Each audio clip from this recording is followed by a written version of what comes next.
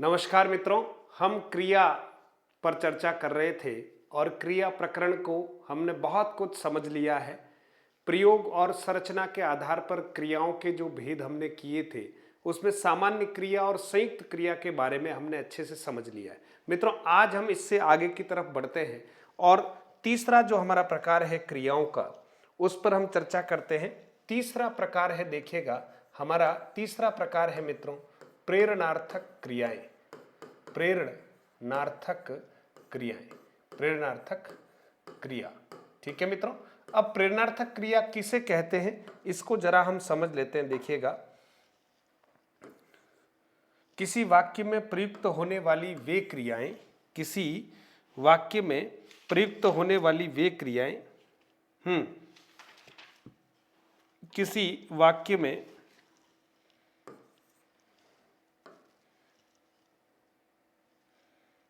किसी वाक्य में प्रयुक्त होने वाली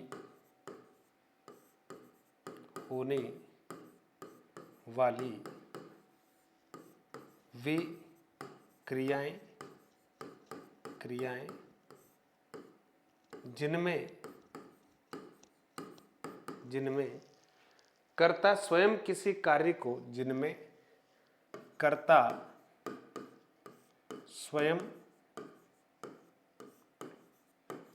किसी कार्य को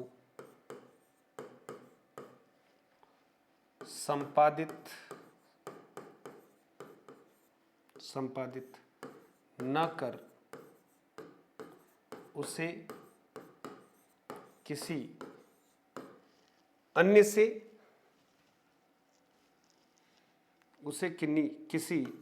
से संपादित करवा देता है या करने के लिए प्रेरित करता है, प्रेरित करता है,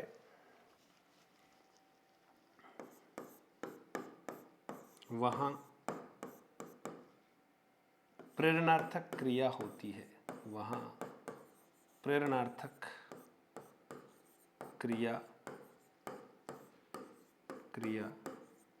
होती है। ठीक है मित्रों, वहां पर क्या होती है? प्रेरणार्थक क्रिया होती है।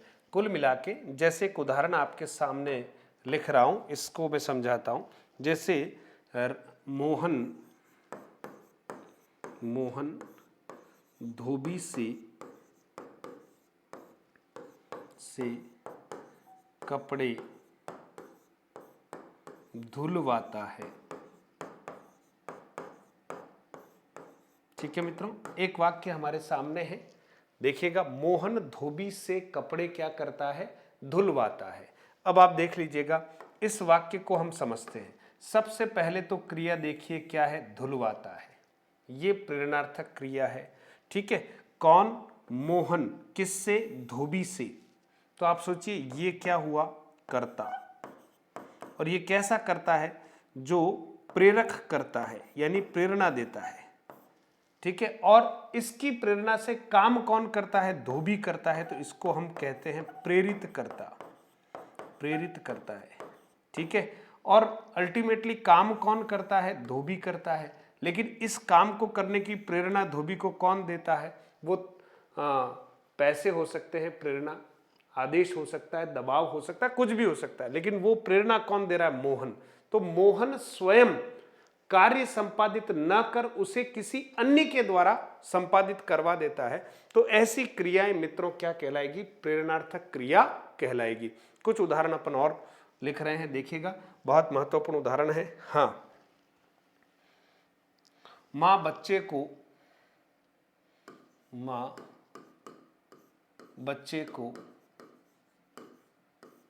को दवाई पिलवाती है।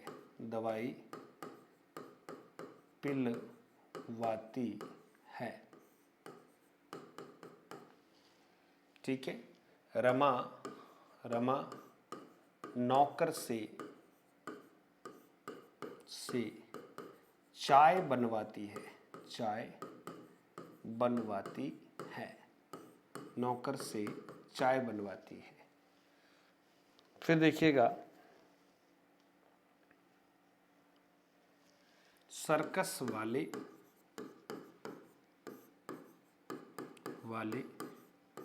जोकर से दर्शकों को हंसवाते हैं।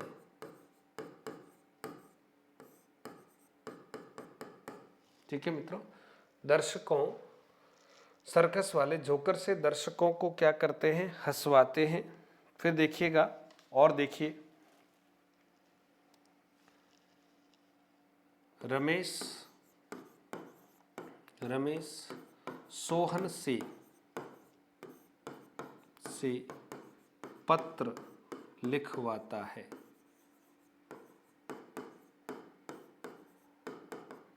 ठीक है, अध्यापक जी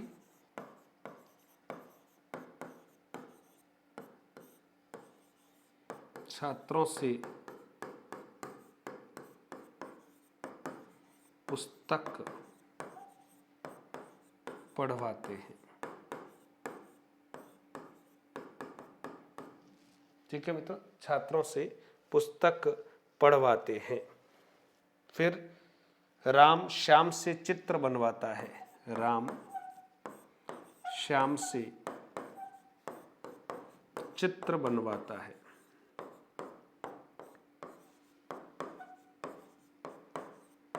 चित्र बनवाता है। ठीक है, फिर आप देखिएगा अगला है बनवाता है। फिर आप एक और वाक्य लिख लीजिएगा, जैसे ठेकेदार मजदूरों से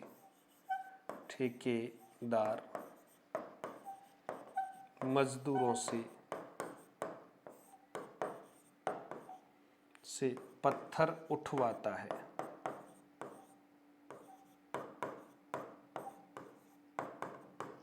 ठीक है, ये जितने भी वाक्य आपको दिख रहे हैं मित्रों, इन सभी वाक्यों में आप देखेंगे क्रिया है पिलवाती है, बनवाती है, हंसवाते हैं, लिखवाता है, पढ़वाते हैं, बनवाता है, उठवाता है।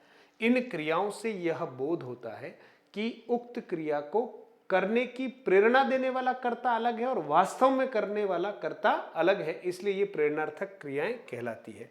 और एक खास बात प्रेरणार्थक क्रियाओं के बारे में हम लिख लेते हैं, प्रायः सभी प्रेरणार्थक क्रियाएं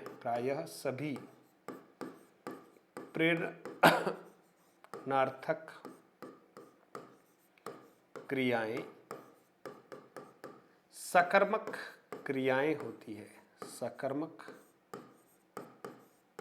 सकर्मक क्रियाएं होती है।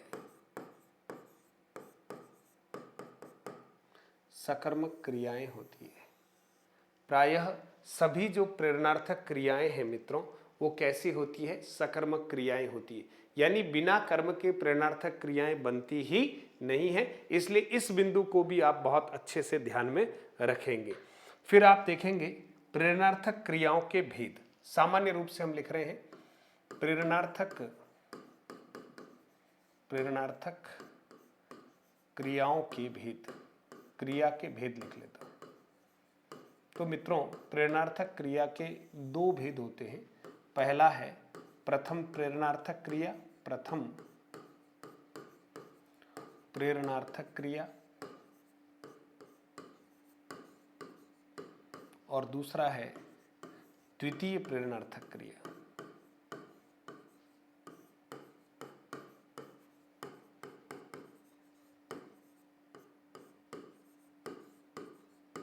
द्वितीय प्रेरणार्थक क्रिया। ठीक है मित्रों, और आप सभी इस बात को जानते हैं, उदाहरण हमने देख ही रखे, फिर भी कुछ उदाहरण और लिख लेते हैं। प्रथम प्रेरणार्थक, द्वितीय प्रेरणार्थक,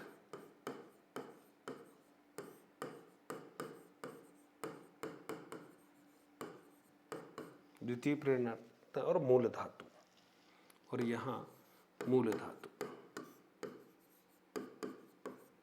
ठीक है, जैसे उदाहरण के तौर पर देखिएगा, शब्द है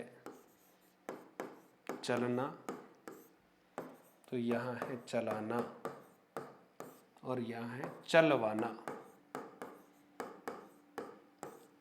ठीक है, पढ़ना, लिखना,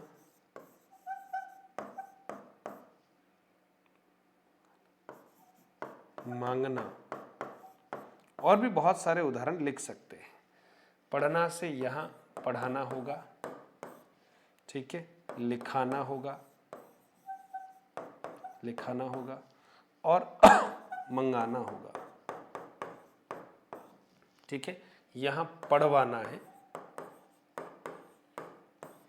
यहाँ लिखवाना है, लिखवाना है, और यहाँ मंगवाना है। ठीक है मित्रों, तो ये आपको ध्यान में आ जाए, प्रथम प्रेरणार्थक क्रिया और द्वितीय प्रेरणार्थक क्रिया। द्वितीय प्रेरणार्थक क्रिया के कुछ उदाहरण भी हमने लिखे हैं। ठीक है, इस कार्य को हमें चलाना होगा, ये देखिए प्रथम प्रेरणार्थक है। विद्यार्थियों को पढ़ाना होगा, प्रथम प्रेरणार्थक क्रिया है।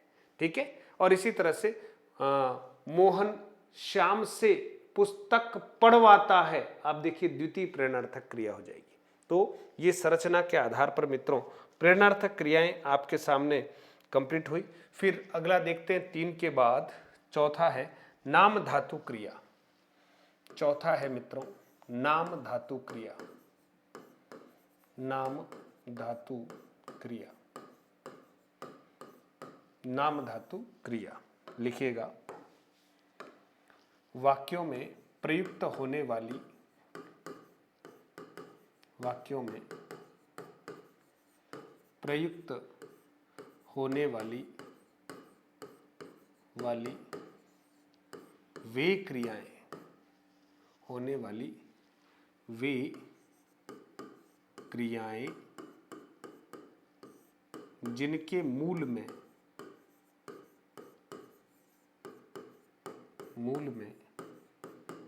संज्ञा, सर्वनाम,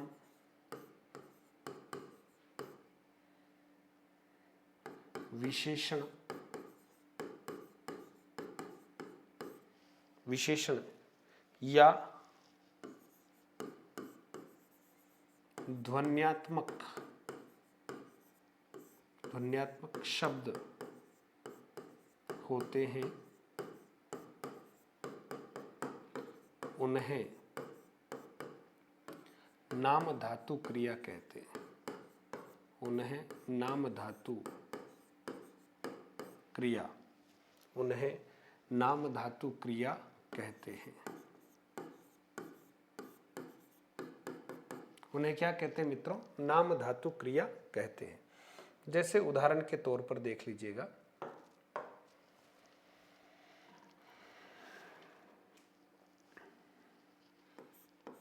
राधा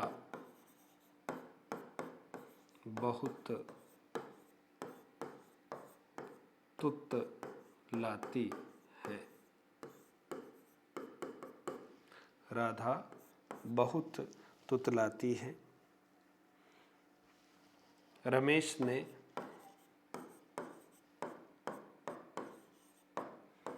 महेश की जमीन हथियाली।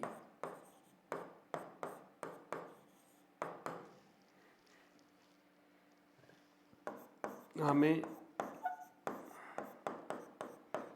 हर हाल में सफलता का परचम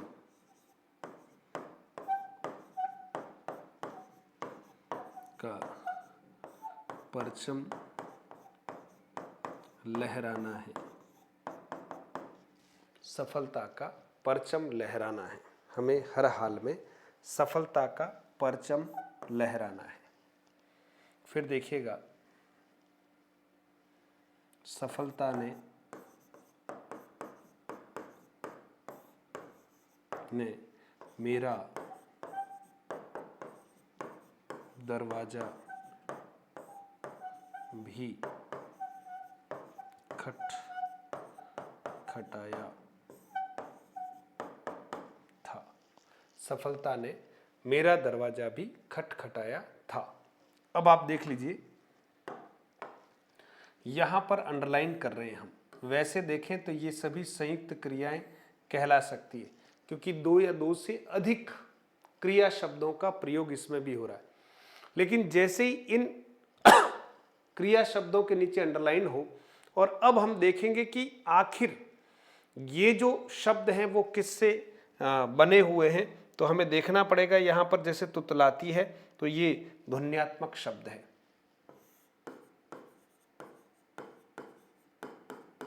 ध्वन्यात्मक शब्द है मित्रों, ठीक है। जैसे आप देखेंगे यहां पर हमने अभी एक आवाज की, वो खटखट की आवाज है मान लीजिए, ठीक है। तो यहां हथिया जो है हाथ से निर्मित शब्द, संज्ञा शब्द है।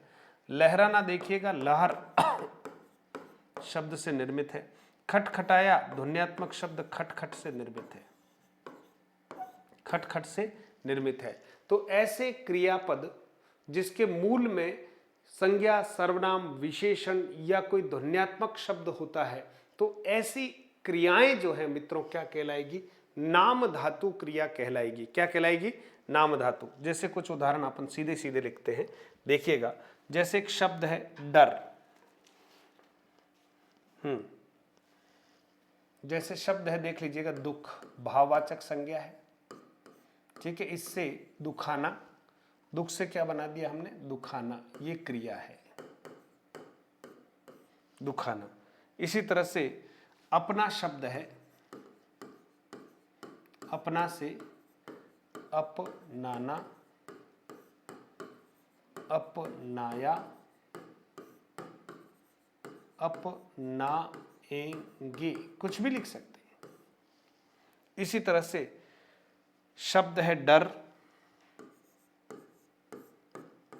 डराना, डरे, डरेंगे, ठीक है। इसी तरह से शब्द है गरम, तो मित्रों गरमाना, गरमाया, ठीक है। इसी तरह से शब्द है छटपट,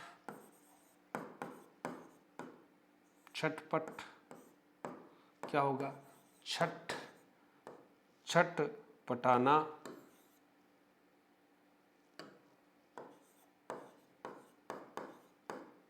छठ पटाना, छठ पटाएंगे,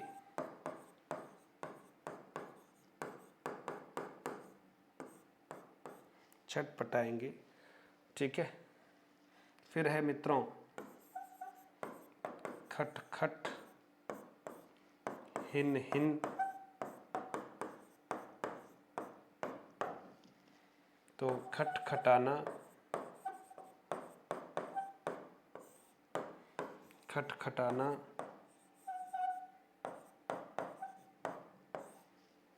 हिन हिनाना,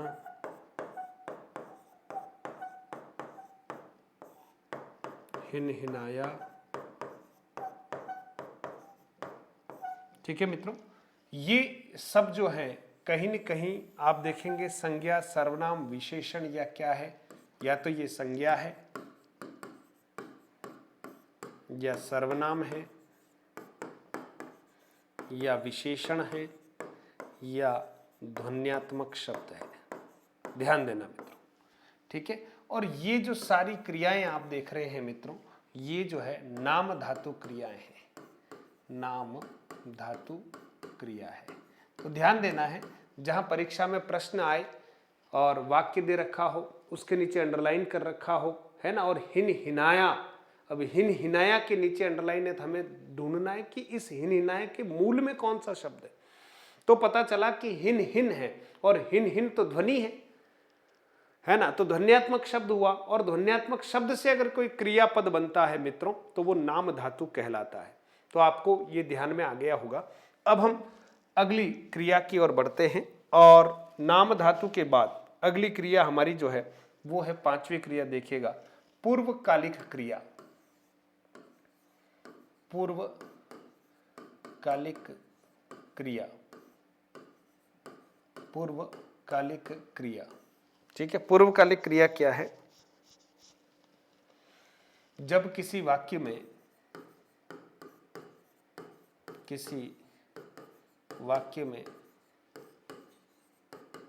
किसी एक क्रिया से पूर्व, किसी एक क्रिया से पूर्व अन्य क्रिया संपादित होती है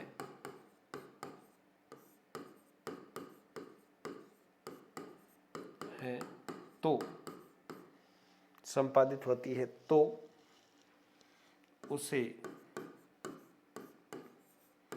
पूर्वकालिक क्रिया कहते हैं,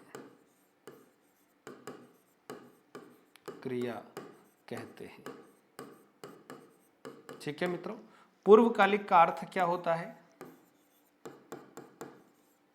पूर्वकालिक का अर्थ होता है जो पहले हो,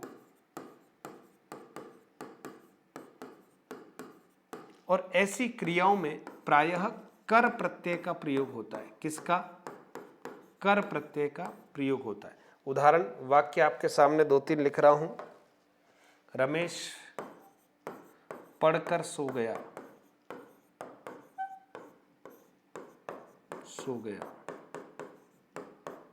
ठीक है। मैं खेल कर नहाऊंगा,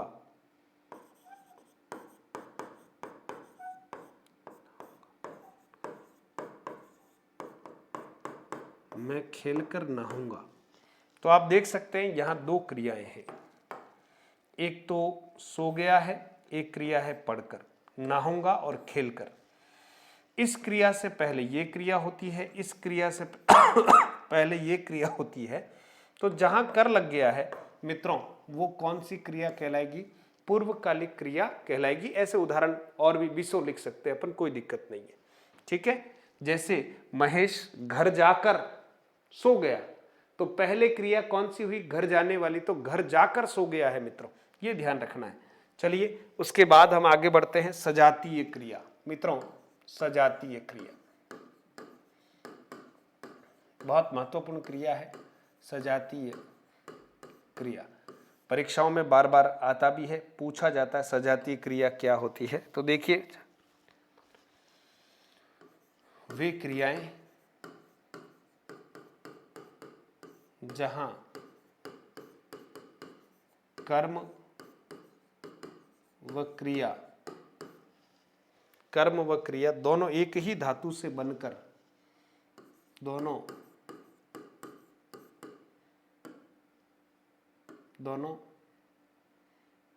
के मूल में एक ही धातु या क्रिया होती है, उसे सजातीय क्रिया कहते हैं। उसे सजातीय क्रिया कहते हैं। उसे क्या कहते हैं मित्रों? सजातीय क्रिया कहते हैं। ध्यान देना, ठीक है। वे क्रियाएं जहां कर्म व क्रिया दोनों के मूल में एक ही धातु या क्रिया होती है, उसे सजातीय क्रिया कहते हैं। उदाहरण देखिएगा, उदाहरण देख लीजिए।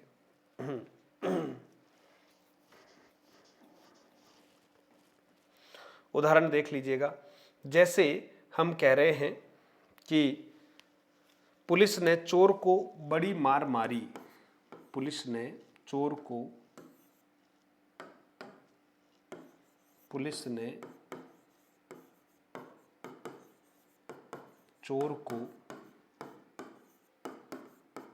बड़ी मार मारी। ध्यान देना। फिर है, राजस्थान की धरती पर कई लड़ाइयां लड़ी गई, या मेवाड़ की धरती पर की धरा पर कई लड़ाइयाँ लड़ी, कई लड़ाइयाँ लड़ी। पक्षी विचित्र बोली बोलते हैं, विचित्र बोली बोलते हैं। ठीक है, पक्षी विचित्र बोली बोलते हैं। बच्चे खेल खेलते हैं, खेल खेलते हैं। ठीक है मित्रों, ये वाक्य आप अच्छे से देख लीजिएगा। इन वाक्यों में आने वाली क्रिया की विशेषता क्या है उसको समझिए। जैसे क्रिया तो है मारी, क्रिया है लड़ी, क्रिया बोलते, क्रिया खेलते। लेकिन इससे ठीक आगे आप देखेंगे कर्म है मार, लड़ाइयाँ, बोली और खेल। अब आप देखेंगे क्रिया और कर्म दोनों में जो मूल धातु है या क्रिया है वो क्या है? मार। ध्यान देना, ठीक है। इसलिए यहां पर आप देख सकते हैं मार मारी। अब आप देखिएगा कि क्रिया सजातीय क्रिया है, उस निर्भाव संज्ञा कर्म के समान प्रयुक्त होता है। ठीक है, जैसे बोली, ये भी बोली भाववाचक संज्ञा हो गया ना, लेकिन बोली और बोलते दोनों में आप देखोगे तो क्या है? मूल शब्द क्या है? बोल, मूल क्रिया। यहां क्या है? लड़, मूल क्रिया। और यहां क्या है? खेल, मूल क्रिया। तो आप सोच सकते हैं कि ऐसी क्रियाएं जिसमें भाववाचक संज्ञा के रूप में जो कर्म प्रयुक्त होता है और जो क्रिया है दोनों में एक ही मूल क्रिया शब्द होता है और दोनों ही एक ही मूल क्रिया शब्द से निर्मित होते हैं, तो ऐसी क्रियाओं को मित्रों क्या कहते हैं? सजातीय क्रिया कहते हैं। क्या कहते हैं मित्रों? सजातीय क्रिया कहते हैं। चलिए आगे बढ़ते हैं। और एक क्रिया और है कृदंत क्रिया। कृदंत क्रिया, मित्रों कृदंत क्रिया के बारे में भी हम चर्चा कर लेते हैं। और इन क्रियाओं को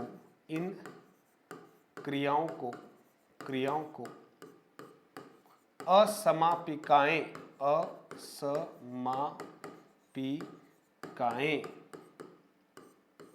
ठीक है, असमापिकाएं या असमापिका क्रियाएं कहते हैं। असमापिका,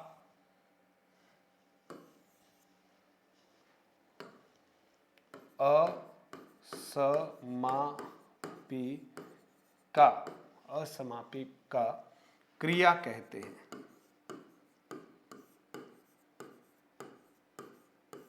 असमापिका क्रिया कहते हैं।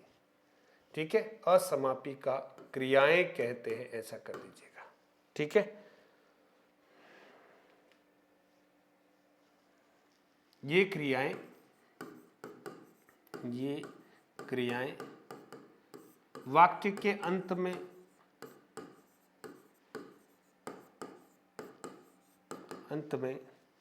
प्रयुक्त न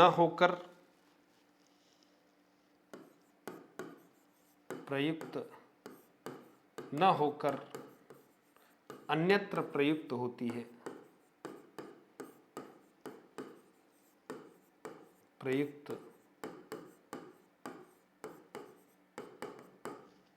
ठीक है, प्रयुक्त न होकर क्या होती है? अन्यत्र प्रयुक्त होती है। ठीक है, एक तो ये बात है। फिर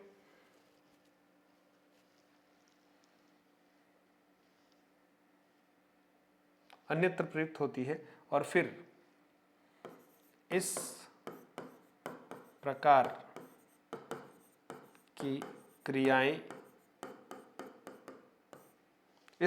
की क्रियाओं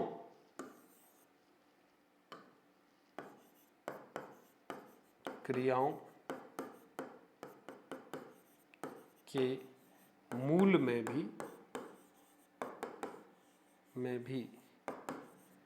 कोई न कोई क्रियापद ही होता है, कि मूल में भी कोई न कोई क्रिया ही होती है। अर्थात मूल क्रिया शब्दों के अंत में, मूल क्रिया शब्दों के अंत में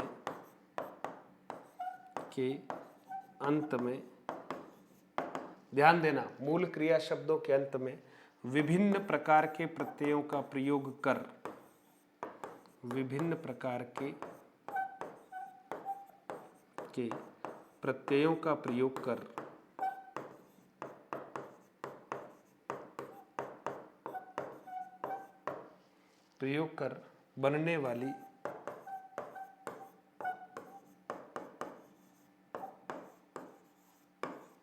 बनने वाली नवीन क्रियाएं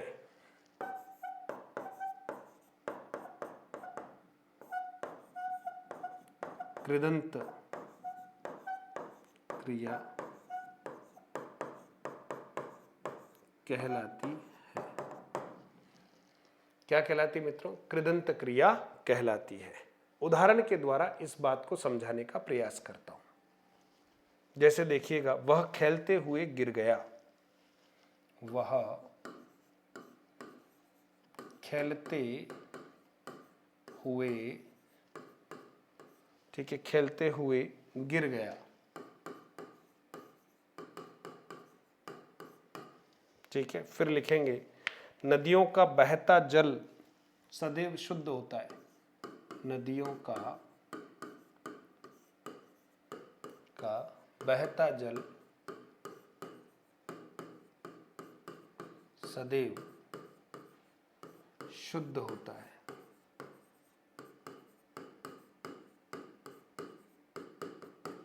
नदियों का बहता जल सदैव शुद्ध होता है। अभयारण्य में भागते हुए हिरण, अभयारण्य में भागते हुए हिरण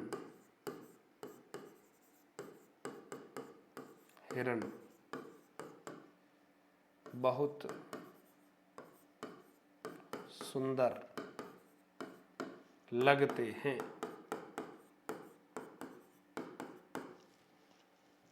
ठीक है, हमें प्रतिदिन दौड़ना चाहिए।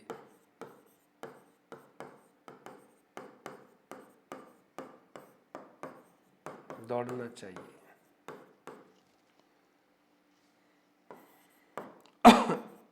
बच्चों को खेलने दो। महेश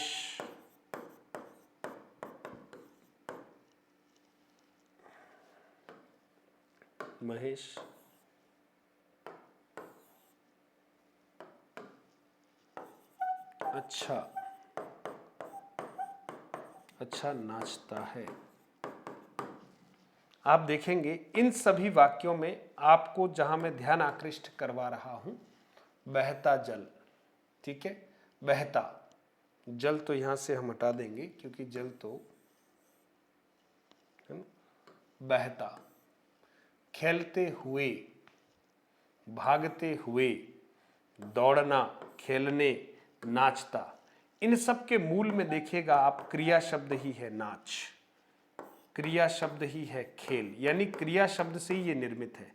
दौड़ अपने आप में क्रिया है, यानी क्रिया से क्रिया का बनना कृदंत क्रिया कहलाता है। और संज्ञा, सर्वनाम, विशेषण या ध्वन्यात्मक शब्दों से अगर क्रिया बनती है तो नाम धातु कहलाती है। ठीक है, तो यहां मुख्य देखिएगा भाग, मुख्य देखिएगा बह अपने आप में क्रिया है, और खेल। ठीक है मित्रों, तो ये जहां मूल शब्द जो है वो भी क्रिया है, और उस क्रिया में विभिन्न प्रकार के प्रत्ययों का प्रयोग करके नवीन क्रिया शब्द जो बनाए जाते हैं मित्रों, उनको हम क्या कहते हैं? उनको हम कहते हैं कृदंत क्रिया।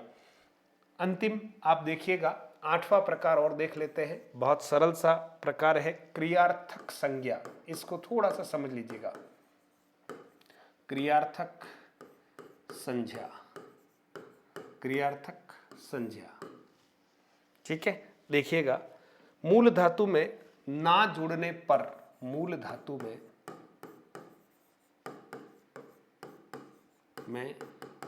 ना जुड़ने पर ना जोड़ने पर क्रियार्थक संज्ञा का निर्माण होता है। क्रियार्थक संज्ञा का निर्माण होता है।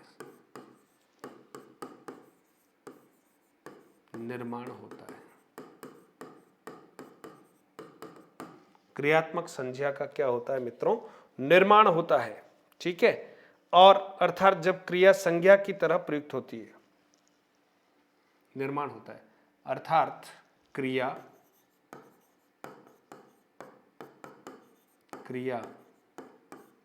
जब संज्ञा की तरह प्रयुक्त होती है,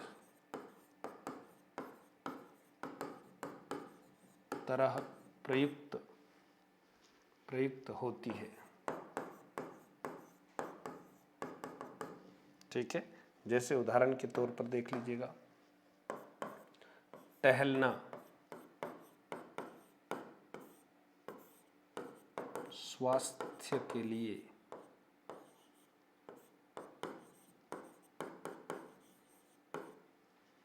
लाभप्रद है। ठीक है, ये क्रियार्थक संज्ञा है। लिखना ही एक साधना है। लिखना ही एक साधना है। लिखना एक साधना है। जीना एक कला है। बाकी मरने में क्या है? जीना एक कला है। जीना जो है मित्रों क्या है? एक कला है। ठीक है, तो आप देख पा रहे हैं हमने जो बात की है वो ये क्रियार्थक संज्ञा के रूप में प्रयुक्त होती है। तो ध्यान रखना है, क्रियार्थक संज्ञा के रूप में इस तरह से ये है तो क्रिया है, टहलना क्रिया है, लेकिन यहाँ आप देखेंगे कि अर्थात क्रिया जब संज्ञा की तरह प्रयुक्त होती है तो वो क्रियार्थक संज्ञा कहलाती है। तो क्रिया वाले चैप्टर में हमने क्रिया के भेद और उनके प्रयोग किस तरह से होते हैं इसके बारे में बहुत डिटेल से हमने समझा।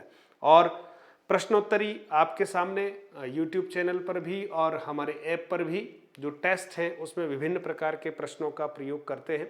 तो परीक्षा में क्रिया से संबंधित जब प्रश्न आते हैं तो 2-3 तरीके होते हैं मित्रों। एक वाक्य दिया हुआ होता है और आपको पूछा जाएगा कि इसमें प्रयुक्त क्रिया है, सकर्मक है, अकर्मक है, एक कर्मक सकर्मक है, द्विकर्मक सकर्मक है। संरचना के आधार पर भी पूछा जा सकता है कि नाम धातु है या प्रेरणार्थक है या सजातीय है ना। इस तरह से मुख्य क्रिया है, सहायक क्रिया है, रंजक क्रिया है ना, संयोजी क्रिया है। तो पूरे डिटेल से आपको क्रिया का चैप्टर मैंने समझाने का प्रयास किया है। आप 1-2 बार अच्छे से इस वीडियो को और देखिएगा और जो हमारे प्रश्न हैं उनका आप अभ्यास कीजिएगा। तब तक के लिए धन्यवाद। अगली कक्षा में नए प्रकरण के साथ आपसे भेंट होगी। तब तक के लिए मुस्कुराते हुए पढ़ते रहिएगा।